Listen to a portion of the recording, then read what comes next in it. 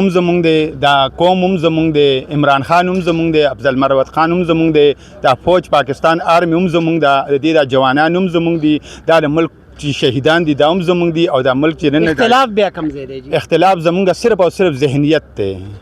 اختلاف زمونږ ذهنیت دی. که چېرې زمونږ سوچ د ملک او د قوم دپاره یو شو، ان زمونږ ټول ملک او قوم کامیاب دی. ځکه چې زمونږ مین اختلاف زمونږ کرپشن دی، او چې کله په ملک کې کرپشن ختم شي او غلامي ختم شي، ان موږ آزاد به حیثیت آزاد قوم بشو، او زمونږ ملک به آزاد شي، او موږ به هر طرف کې کامیابی او کامرانی به زمونږ ان شاء الله. سر پکار خدا وی چې دلته کې ډیر خلک راغلي وي، دلته د ثوابي عوام په ګڼ شمیر تعداد راغلي وي، دا څه وجه ده چې ثوابي عوام نه راپاسي؟ د ثوابي عوام مخکې راپاسېدلي دي، د دې نه مخکې هم یو غټه جلسه شوې ده، او الحمدلله تاریخي جلسه شوې ده.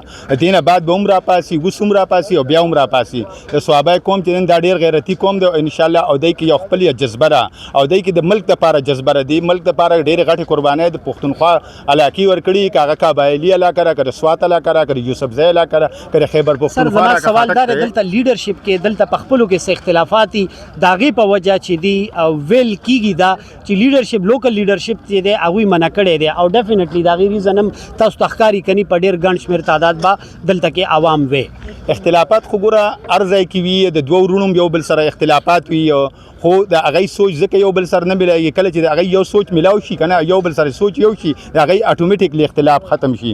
او اختلاف هله ختمیږي چې کله تا د هغې یو ټرانسلیشن هغه ته وشي، نو چې یو انسان ته د هغې ټرانسلیشن وشي او هغه پوهه راشي، انا اټومیټیکلی اختلافات ختم شي. یو جهان مننه جی. ګرانو عزتمندو، مونږ موجود یو دلته ثوابي دھرنا کې.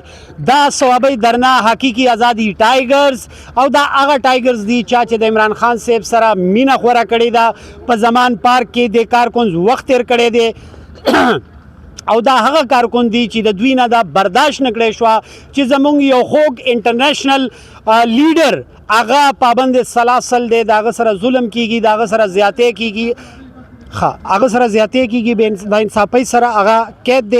نو موږ له پکار دي، ټولو له پکار دي چې دې درنه کې شرکت وکړي. دا د ثوابي دا احتجاجي درنه ده، دلته کې تشریف راوړي شیر افضل خان مروت صاحب، دا زما په بیک باندې وګورئ، او تاسو که دلته راتلل غواړئ نو راتلی شئ، وزټ کولی شئ. فرهاد خان له اجازت راکړئ، د الله په امان.